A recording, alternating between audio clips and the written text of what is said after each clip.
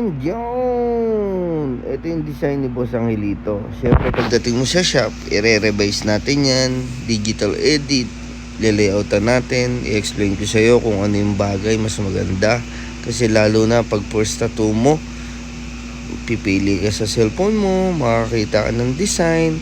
Pero syempre as an artist, kailangan 2025, medyo papasok na tayo sa realism, medyo papasok na tayo sa mas maganda. Kung gusto mo naman ng simple, pwede tayo mag-focus doon, then i-edit natin.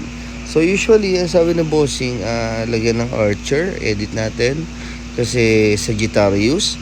And gusto niya yung pakpak, pumili kami ng pakpak na babagay doon sa pagka-gladiator na Fallen Angel. So our shop open 24/7. Be my next client. On the way tayo sa shop ngayon. May tattoo kami ni Buan. Hello boy, si Boss Angelito, first tattoo. Ginawa natin parang Fallen Angel na may pagka-gladiator. Ba't ba Archer? Kasi Sagittarius, no? Tapos may wings. Kamusta yung first tattoo mo, boss? Okay lang. Ano na? Masakit o kaya?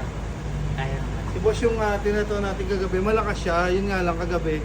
Siyempre, concerned din siya sa baha sa kanila. Kaya nag-ano kami. Ano tawag doon? Nag-rescue. Rascal. Oh, boss, may sarap. Tawitin ha. Nahiyahin na si boss. And our shop, tingnan mo pare. Tira agad yung pagdit ni Carloins. Yan. So, yan. 6 months, may improvement. Give me 2 to 3 months. Bago mag-December, mas maganda to. Patuloy lang lagi.